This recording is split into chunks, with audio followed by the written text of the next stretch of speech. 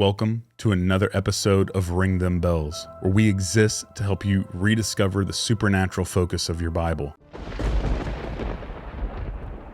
The Satan is a mysterious character that infrequently pops up throughout the Hebrew Scriptures. The collage of evil that is used from biblical authors to describe this unsavory character is as diverse as it is threatening. Jesus teaches us in the Lord's Prayer for God to deliver us from the power of the evil one. In this episode, we're going to explore the character that Jesus had in mind and that he met in the wilderness through his moment of testing. So who is the Satan figure in the heavenly courtroom scene of Job? Is he the ancient enemy from the garden? Or is he just an acting member of God's divine council? Many think that it has to be an either-or. Together, through this episode, we're going to explore that it is most likely a both-and. We will see that both the original authors of Scripture and later interpreters, including the person of Jesus, show us that the Hebrew Scriptures are trying to wake us up to see the realization of a dark spiritual entity that is set out to drag humanity back into chaos. Who is the Satan figure in the book of Job? Let's explore that together with the help of top scholars like Dr. Michael Heiser, Tim Mackey of the Bible Project, and we have some clips from a recent interview with Dr. Eric Ortland going over his fantastic book, Piercing Leviathan. This episode is sure to challenge our paradigms and open up the conversation so that we can expose our enemy and his tricks. Stay tuned, my friends. The beginning is near.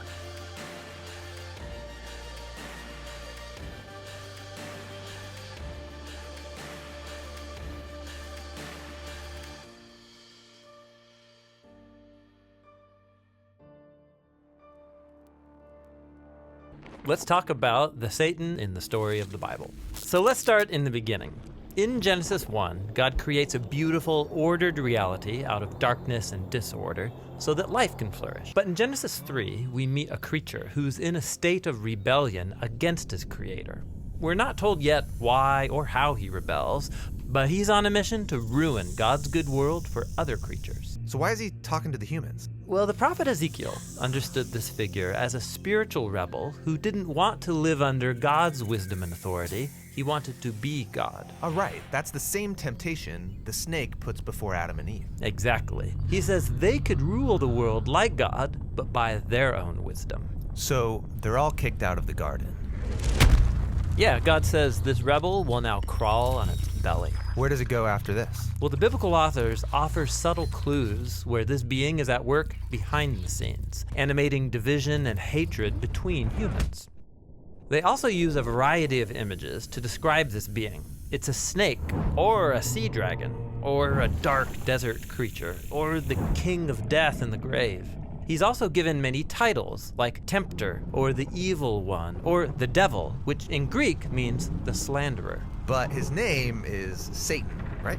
Actually, no. Satan is not a name. It's another one of these titles, which is why in Hebrew it has the word the in front of it. The Satan means the adversary, because he isn't for anything, rather he's anti-everything, working through lies to drag us back into darkness and disorder. So that in a nutshell is the relationship of the Genesis 3 thing to the sort of cosmic hierarchy. But it actually doesn't have anything to do specifically with Job 1 and 2. Now let's go back there. This is sort of like the Elohim discussion. We have been taught, for some reason, it's just tradition, that somehow we get unnerved by the thought that we don't have the devil in Job 1 and 2 because we've always been taught that. And we get unnerved by the observation that's very simple to confirm. Just do your own, look it up yourself in your own Bible. The serpent is never called Satan. Okay. Well, that must mean there's a contradiction. No, you know what it means? it means that biblical writers are under no obligation to use the same words to describe the same guy. Where's the cosmic rule that says every time we talk about anti-Eden or the undoing of Eden or death, that we have to use the word Satan or the word serpent? Who made up that rule? Why is it that we have to use the same vocabulary in all these passages? Why is there a cosmic rule that says we can't come up with other terms to refer to the same rebel over the course of time that fit, that aptly describe him? This is actually what you see in the Second Temple period texts. The rebel of Eden, Genesis 3, the supernatural one, gets called a number of things in between the Testaments. He does get called Satan there. It starts to be used as a proper name. This is when we have the transition outside the Hebrew Bible. But then it takes the form of mastema. Again, I'm not going to bore you with Hebrew noun formation. I mean, that would put you out, okay? But you take, Satan, which is a related word to Satan, to oppose. When you want to make it a noun, you put an M in front of it. So we have mastema. Okay, that becomes a title in the Dead Sea Scrolls. It's used. Belial, the worthless one. That's not an Old Testament term. We can't call the rebel of Genesis 3 Belial because there's a cosmic rule that says we can only use the word Satan. Really? Why? Again, there is no rule like that. So we have mastema, we have Belial. Beliar is a derivative. We have Beelzebul, which is actually a really interesting one. Beelzebul is Canaanite. Beel is Baal. Zebul is the word for prince. Okay, Baal becomes sort of a primary source figure for Satan imagery. Why? Because Baal is Lord of the dead in Canaanite religion. He also thinks he's the ruler of the nations. Prince Baal. I mean, the Gospels refer to the devil, to Satan, as Beelzebul. This is why. Okay? So you get a number of these things. Diabolos, devil, the deceiver, the liar, the slanderer, more literally. Okay, all of these terms fit. If the shoe fits, let's let him wear them. And Satan in Greek doesn't have the rule about the definite article. You can have ha, like ha Jesus. It's not the Jesus, it's just Jesus. Right? Greek tolerates a definite article in front of a proper personal name. Hebrew does not, just like English. Languages are different. So by the time you get into the Greek-speaking world, which is in between the Testaments, the Hellenistic period, I hate to bring up history of Civ because you all wanted to forget that in high school as soon as you had it. But the Hellenistic era is a big deal. The world becomes Greek-speaking. And with that, the language has more elasticity. And so Satanas can become a proper personal name in a Greek-speaking world, and it does. And since the New Testament's written in Greek, they use that. This is all you have. You don't have a contradiction between the Testaments. You have a supernatural rebel in Genesis 3 that brings the ruination of Eden and death and estrangement from God, and over time he gets called lots of things. They're all appropriate. That's it. Well, one is just, it was a personal journey of discovery when I learned Greek and Hebrew. And I noticed that every time that word refers to the spiritual arch rebel, it has the word the in front of it in Old Testament Hebrew and in the Greek New Testament. Every time. Yeah. So, and then second, the words in biblical Hebrew, that noun, Satan, refers to more figures than just the spiritual rebel. Yeah. It can refer to a king who rises up to rebel against King Solomon. There's 3 Satans in 1 Kings chapter 11, and there are other kings. Yeah. And the word the is not used. Oh, interesting. For those. It's just a Satan. A Satan. Which it's just an adversary, an enemy. Something with Balaam, yes, right? Yes, totally. The angel of Yahweh, the angel of the Lord, is described appears, as Satan. stands as a Satan against Balaam. So stands as one opposed. Yeah, and it doesn't have the word the in front of it. But when, in biblical narratives, when this spiritual rebel is described, it's described as the Satan. So it's using the title, the adversary, Hmm. and attaching the word "the" in front of Yeah. it. So to me, that's important because I think giving this, whatever this creature is, I think giving it a proper name assigns a bit too much honor and dignity to it. Because the whole point is this being is anti-creation. Hmm. He's anti-good. Yeah.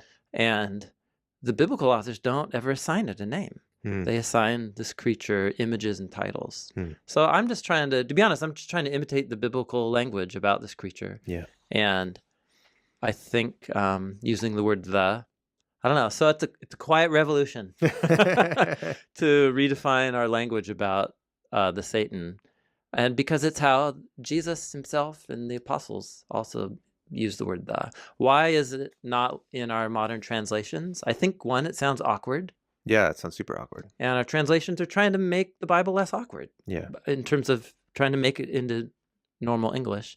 But then second, I think there's a long-standing assumption that it is a name. Hmm. And so translators don't want to, upset the boat too much and put obstacles in the way of readers. And so Yeah. they take out, they just don't represent the word "the" in Hmm. English, which I think that's unfortunate. I think we miss out on some important things. In the last book of the Bible, the Revelation, John the the visionary, he understands this. Yeah. And so he uses a variety of titles and a variety of images, but in one passage, he brings them all together. Hmm. In the Revelation chapter 12, Hmm. he says, "Woe to the earth and sea, because the diabolos," The devil. the devil, has come down to you with great wrath.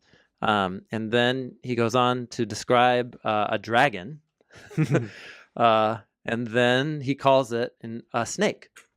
Hmm. All in one. And then earlier in that chapter, he calls it the great dragon, the snake, the diabolos, and the Satan, Hmm.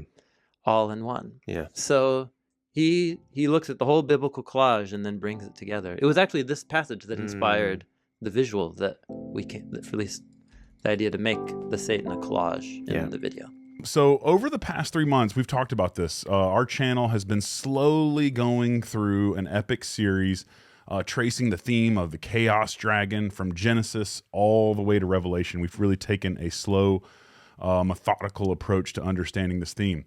It's been very formative for my journey and for me and my audience. And I was really, what really took a turn for me is an episode that I was listening to Tim Mackey on the Bible Project podcast. Can't recommend it enough. And he recommended your book, Piercing Leviathan. And I was just like, when I got that, a lot of things clicked for me. So your book centers in on exploring the chaos themes of Leviathan and Behemoth represented in the book of Job. So you actually feature the biblical theme of chaos in some of your other sci-fi writings as well. So before we talk about those, which I want to, open us up with some introductory remarks on how the biblical concepts of Leviathan and chaos overlap in the minds of the authors and audience of Scripture. Yeah. Well, first of all, I'm very glad that's a great question. Very glad to see the unseen realm prominently displayed behind you. I think Heiser was getting at something very, very important. I think like you, part of the reason I find this so fascinating is the Bible is complicating how I look at the world. And it's showing me that God's world is more complex and there are many more factors and personalities, some of them at war, than I would be tempted to believe. I'm fascinated by Leviathan and Job and elsewhere in the Old Testament because it helps. Without that, I would believe in demons and the spiritual world and whatnot, but it would be a pretty theoretical belief. Yeah. I would almost be atheistic, or atheistic isn't the right word, but almost believe in the watchmaker God, where in the sense that like it just doesn't, impinge on real everyday life. Yeah. They're just theories. And in the most interesting way, God is revealing that something has gone wrong with his creation, that there are powers and principalities that can only be talked about metaphorically and symbolically.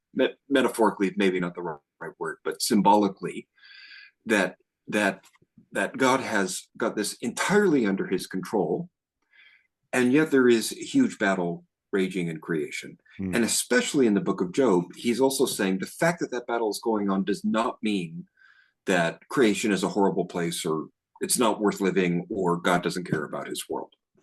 So have you read Paul Hebert's article, The Flaw of the Excluded Middle? No, I haven't. It's, if you Google it, you can get a PDF. It's like maybe 9 pages long. It's written in the 80s. I've never forgotten reading that. He talks about how most Westerners tend to think of like empirical physical reality and ultimate reality, God's throne room. Hmm. Most Westerners, that's our cosmology. And he says most other people groups will have will have 3 categories: ultimate reality, everyday, empirical reality, and a kind of mid-level spiritual realm. Hmm.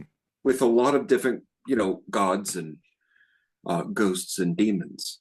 And even though the Bible really pushes back against paganism and witchcraft and all those things, the Bible's cosmology, I think, is basically the same. It's just reordering it to show, an ultimate God whom no one can challenge. And he goes on to say in that article that Western missionaries have been a secularizing force in other parts of the world because they have a kind of, very long answer, I apologize. They have kind of Enlightenment, secular, materialist view of the world. They just put God up at the top. Yeah. So secularism and atheism has become more thinkable in Africa under the influence of Western missionaries. So all that is to say, the Bible's complicating my picture of God's world in the most fascinating way. Yeah, and chaos and disorder does that, and I love that answer, and I think that's it's important to see how getting those elements right helps us understand where we're at within the narrative, what's out there, and it's like you said, N.T. Wright says it all the time. We don't have good language. They didn't have it back in the ancients. We don't even have it now to describe these things because they're the indescribable. We need your help. Ring Them Bells is a nonprofit organization where every dollar donated goes right back into the mission of spreading the good news and helping those in need. The main ministry of Ring Them Bells is serving those in need in the name of our King Jesus. Over the past year, we have fed over 2,000 meals, and next year, we want to double that. We can't do this without your support. Everything we create here and all of the food that we serve is free because it's paid for by generous viewers just like you. If you feel led to donate and join the mission with us here at Ring Them Bells, click the Give Butter link in the notes and comments of this video. If you can't support us financially, please continue to like and share the content, as this helps us so much with spreading the good news about what Jesus has done for our world. But I want to show you kind of what's lurking behind this. If you read, again, the thing on Facebook or YouTube, and it'll say something like, hey, not only is Satan not in Genesis 3, but in Job 1 and 2, it should be translated the Satan or the adversary, the accuser. It's not this figure from Genesis 3. And so there's no such thing as the devil. The Bible has, you're making all this up.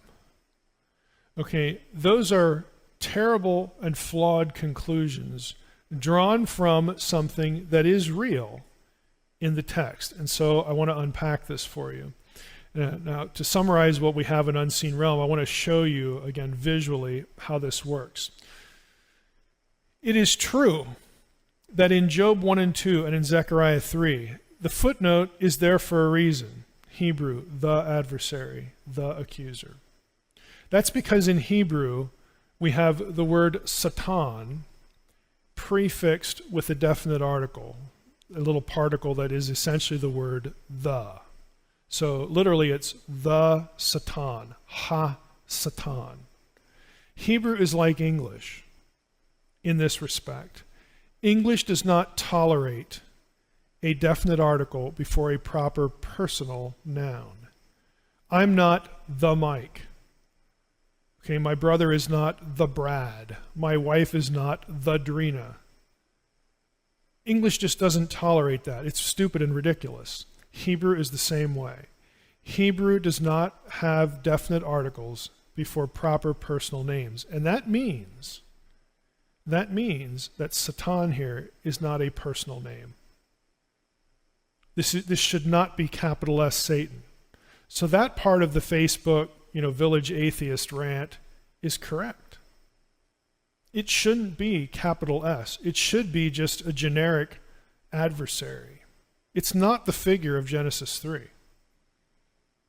That this character, this figure that we now know by name. That all of that is true, but what isn't true in the village atheist rant is that there's no theology in the Bible about an original rebel. Oh, there is, and that is what Genesis 3 is about. I'm going to run a search here. What I'm going to do to show you this visually is this is a simple search. I'm looking for the Hebrew definite article, one letter, ha, with the noun Satan. That's all we're looking for here. So if we run this search, you say, I don't read Hebrew, Mike, but here's all you need to see. Zechariah 3, see the ha is in red, the article ha-satan, ha-satan, ha-satan, ha-satan. Down here in Job 1:6, Job 1:7, Job 1:8, 9, 12, Job 2:1 and 2, 3, 4, 6, 7. Every place that you read in your English Bibles, in Job 1, Job 2, and Zechariah 3, where you have Satan, it's ha-satan. It is not a personal name. Every one. There are no exceptions. Every time. So that is the issue, again, that we're dealing with. Now, just going to set that up in a moment here. What do we do with this? Again, I'm going to sort of run through this real quickly, for the sake of time. What we have here in Job 1 and 2 is we have a divine council meeting. That's very clear from the passage, where the sons of God have assembled. They're going to meet with God. Again, there's lots of these meetings in the Old Testament. And somebody shows up in the room called ha-satan, the accuser, the adversary. And God asks him, let's just go back here. God asks him, hey, where have you been? From where have you come? Satan, ha-satan, the Satan answered the Lord and said, from going to and fro in the earth and walking up and down in it. And then the Lord says to Satan, hey, have you taken a look at Job? Boy, there's nobody like that guy. And then the scene unfolds. Ha-satan is actually an office. This is actually a job description. This is a being, and this goes along with the biblical theme of heavenly books, where what we do and the things that happen to us, the Bible says probably in 12, 15 places that these things are recorded. Okay, the book of life is the most familiar one, but there are other books, going on. But ha-satan is essentially an office where this guy goes around and he observes people to see who is living righteously and who isn't. That's his job. So when God asks the Satan, where you been? And he tells him, he's been doing his job. And that's why God asks him, have you caught Job's act? There is nobody like Job. He is blameless and upright. That guy, I love that guy. He's wonderful. He really loves me. He shows me by the way he lives, So that, God is really, enthused about Job. And Satan says, yeah, I've seen that dude. If you took away all he had, it'd be a different story. Now, this is the line that the accuser crosses. He has just challenged God's assessment of Job's character. He's basically said, you don't really know Job like I do. He's saying this to God. If you did this, that, and the other thing, he would curse you to your face. So a challenge has gone out from the Satan, ha-satan, to God. He has overstepped his bounds. He is out of his pay grade now. And so God, has to do something here in response. Now, the way the rest of the story, goes, we know what's going on here. If we look at it in those terms, because everything that happens to Job from that point on derives from this incident, from this challenge. The Satan has just challenged God's omniscience, God's truthfulness, and God cannot let that stand. Now, he could destroy the Satan, just, blow him up. Don't ever talk to me like that again, that kind of thing. But that doesn't solve the question. He could kill him off, but the question is still on the table for everybody else to wonder about. That isn't the way God's going to handle it. God says, okay, do whatever you want to him, except take his life. And the reason it's worded that way is God has to allow Satan to do everything he can to Job so that he can't come back later and complain, oh yeah, well Job would have buckled if you let me do this. No, God's leaving it wide open. Do what you want. But you're not allowed to kill him off, because then, that would become an excuse too. We all here need to know who's right and who's wrong. I'm right about Job and you're wrong. And we're going to demonstrate that. Job is going to remain alive. You can do whatever you want to him. And I'm telling you right now, I am correct. Your challenge to me, God's speaking to the Satan here, your challenge to me is going to be met. And you will be the one found wrong. And in Genesis, and also in the book of Job, we have a mysterious character. And one thing that people get confused a lot about is, again, when we talk about the original authors, not even before the arrangers, the original authors, when they set out and wrote this, what did they have in mind with this mysterious character of the Hasatan, or the Satan that comes in? So I learned a lot about this character from Dr. Michael Heiser, and we consistently feature a lot of his work on this channel. So you've already mentioned him. You gave some props to the book. I wondered if you just tell my channel, what are your thoughts on Heiser and his work? Yeah, like Heiser, I like Heiser a lot. I'm really thankful for him. The kind of biblical studies happens in different forms, and the kind of biblical studies he's doing, inevitably, as he's drawing all these different connections. A couple of them, I think, I'm not quite convinced on that one. But my work is kind of the same, so other people might not be totally convinced. But I think he's done a real service to open our eyes to how fascinating the Bible is and God's world is, and especially on the divine council and Psalm 82 and the gods and so on. And it helps to show. I've been teaching the Bible for 19 years. I know I sound like a broken record with this, but my modern Western secular culture has really done me a disservice in reading the Bible well. And I think my African and Indian and Chinese and Korean brothers and sisters, I think they just innately, they just have more of the categories to really get what's going on there. So Michael, he's just so helpful for recovering some of that. Yeah, for us as modern Western evangelicals, we need that. We really need that reclaiming of the supernatural form of the text. And I guess it's not even just that part of it, but maybe it's just taking our blinders off that we've really created to see the text, and he really helped me with that.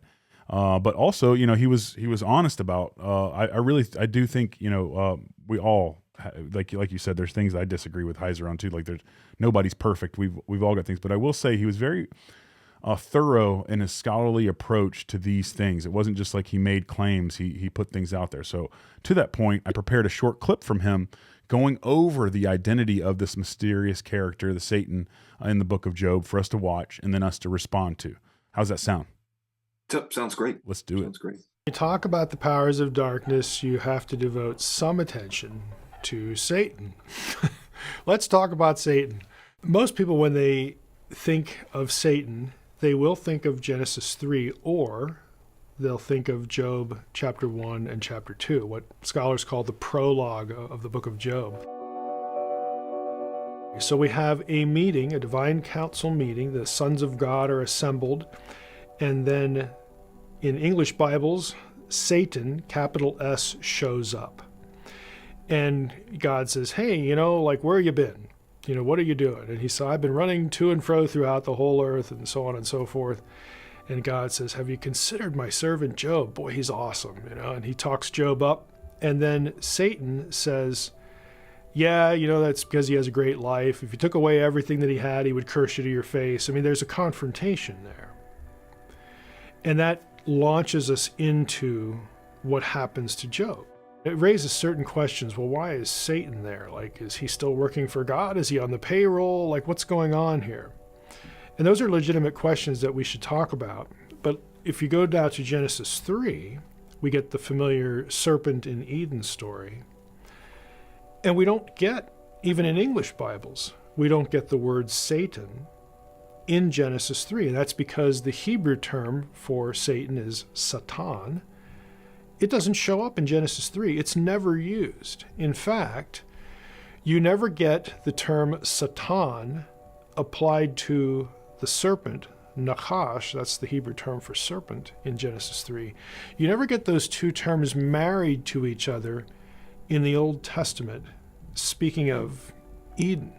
The Satan figure in Job 1 and 2 really isn't the devil.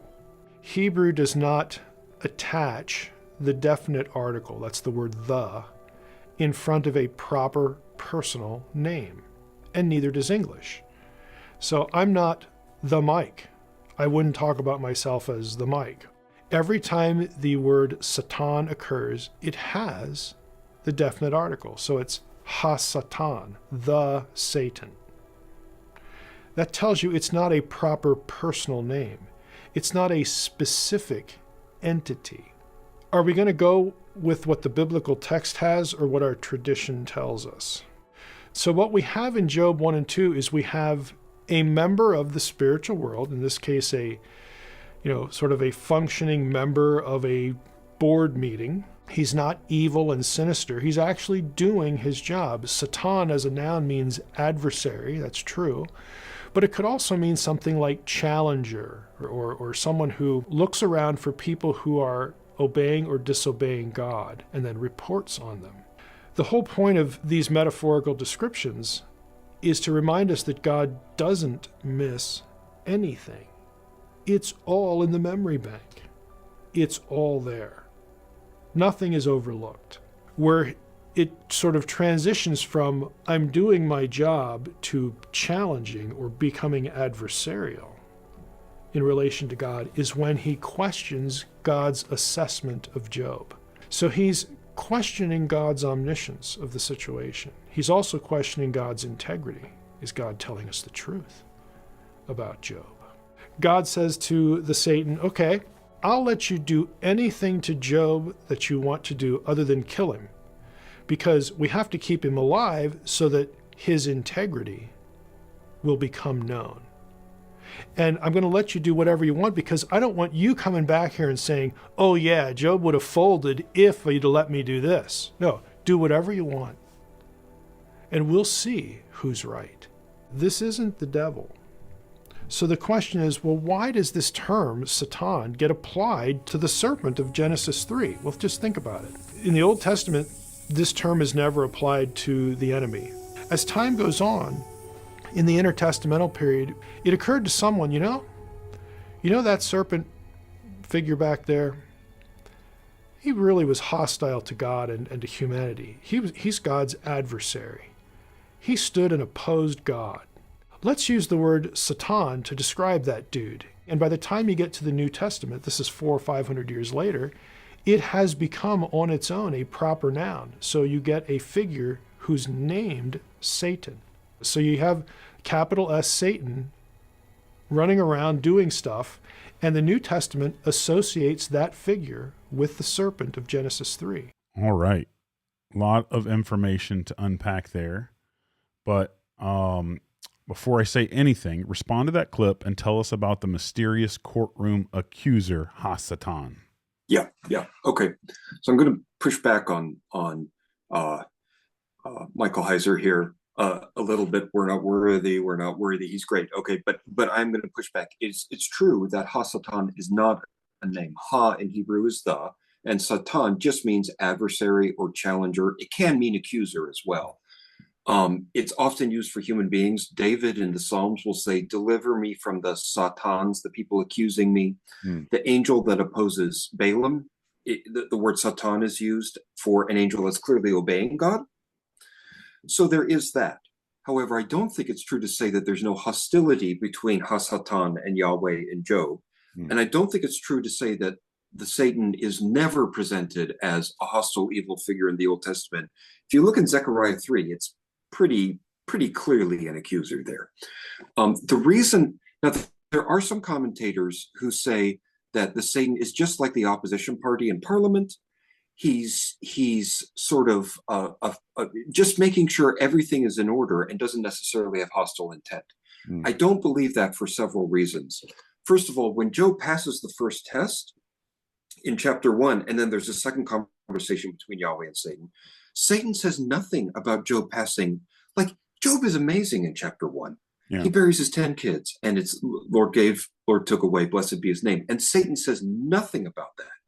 If Satan is really only the opposition party, but basically wants God's kingdom to work well, you'd think he would say something. Like, you know what I mean? I agree with you. The charge is also completely unfair. The accuser can't find any problem with Job, so he turns Job's integrity into the problem.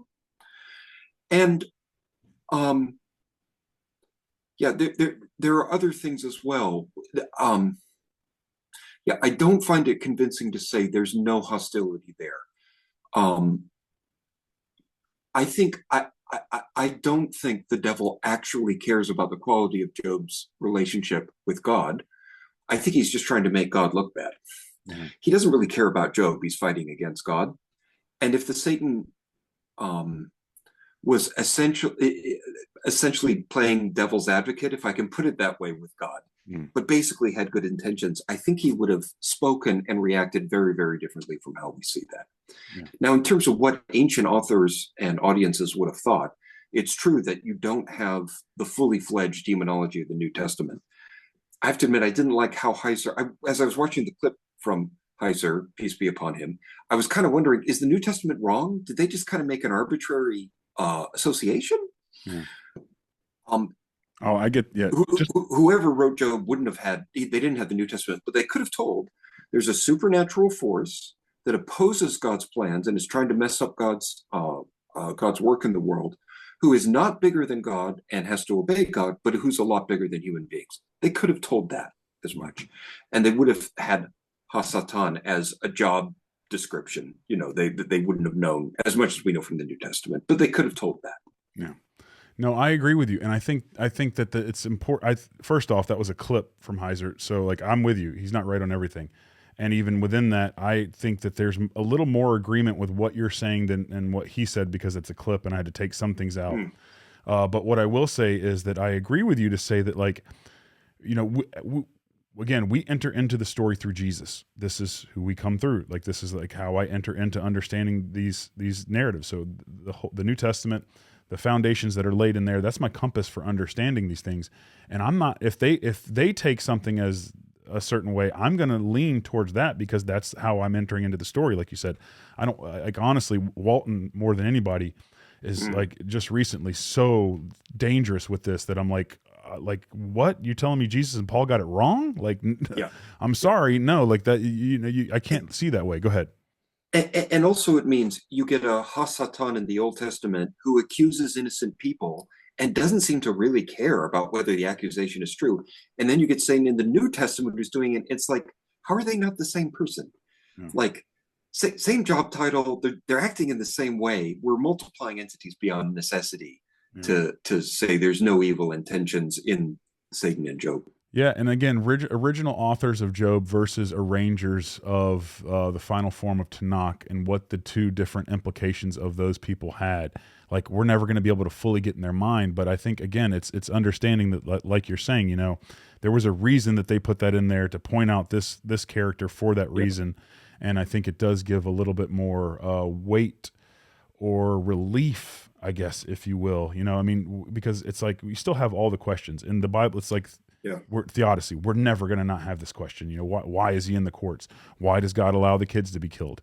You know, how could he just be okay with the fact that I think I was just watching a clip from your brother, Gavin Ortland, the other day, you know, when it was talking about how, Bart Ehrman was like, how could there be a God that just kills 10 kids and then like gives them 10 kids and like, that's okay.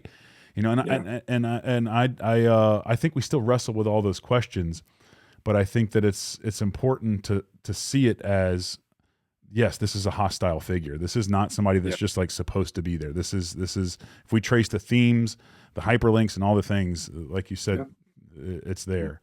So I don't know if you had anything more to add to that. Only that it's taken me way too long to appreciate how amazing the Bible is. And this is going to sound so silly. Like if I say Beethoven's a good composer, everyone knows that already. Who cares what Eric thinks? But when I say the Bible's really amazing, the more you learn about the polytheistic pagan environment of the Bible, the more you realize how utterly revolutionary and amazing the Bible's vision of reality is. Like, just if everyone listening can take some time to imagine how utterly different your picture of the world and your religious life, your understanding of yourself and everything, how utterly different it would be if you thought there were many gods and no one God is supreme over all. There are many gods, some good, some evil. They can fight each other. They can kill each other. They can have kids with each other. Like, everything would look different. And for the Bible to say the divine nature is one, Yahweh is one, you have the divine council, which is completely subservient to him. There is rebellion in high places, and it's real, but that doesn't threaten God's rule. I think for ancient Israelites, their jaws would have been on the floor living in a pagan environment when they heard that for the first time. Yeah. And we're so far downstream from that. We've lost how brilliantly shocking and eye-opening that is. And it means in suffering, if you're in paganism and polytheism and suffering, it's like, well, the bad God got to me and my patron God wasn't strong enough, and I guess that's it. Yeah. But in the book of Job, you can go through horrendous suffering and God won't explain or apologize. And he's still big enough to worship and trust.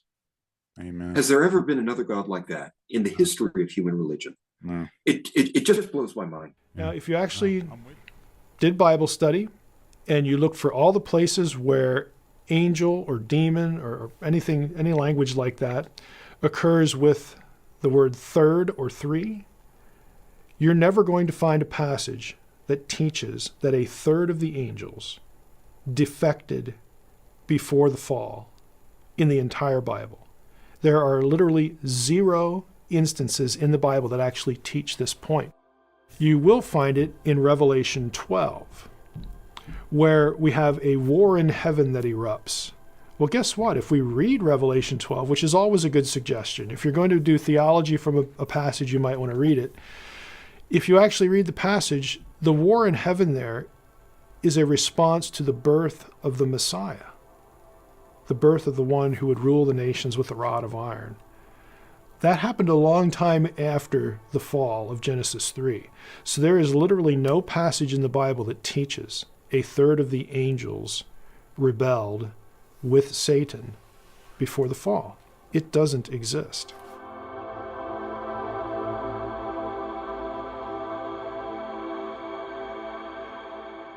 And so if we really think about who this being called Satan was, he is an intelligent, divine being.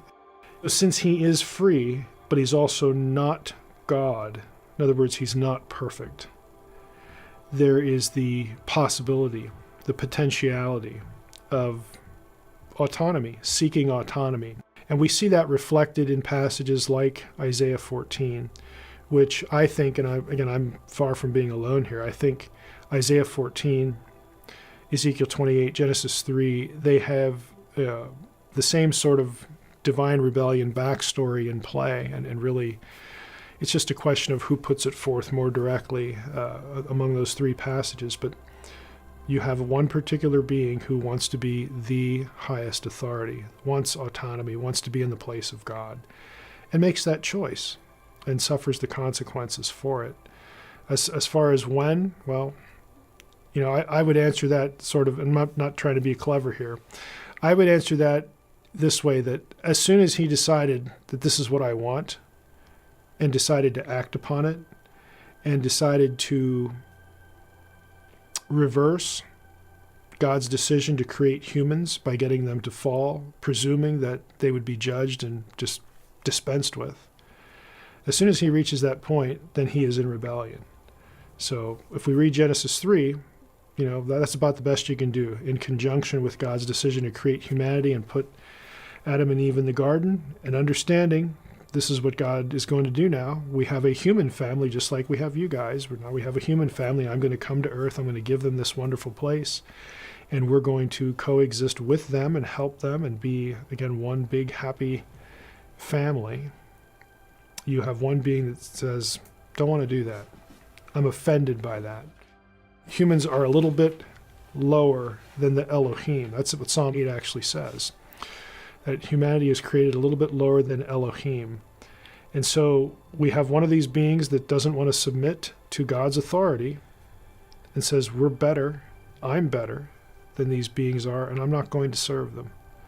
So I think all those things are factors into the what happened and the why. Wow. How incredible is this? I hope you guys are enjoying this, and I hope you're learning a lot. I want to ask you for a second to subscribe. If you're enjoying the content, share it, press that like button, slap it. Help this channel grow. Help the message of the good news of what Jesus has done for this world get out. You're a part of this community with me. I always say we, and really it's just me behind the camera. But I've got you guys as support, encouragement, and you're here for the ride, and I'm so grateful for you. So thank you for subscribing. Thank you for liking. Thank you for sharing the content. And thank you for being a part of this journey with me. Let's get back to ringing them bells.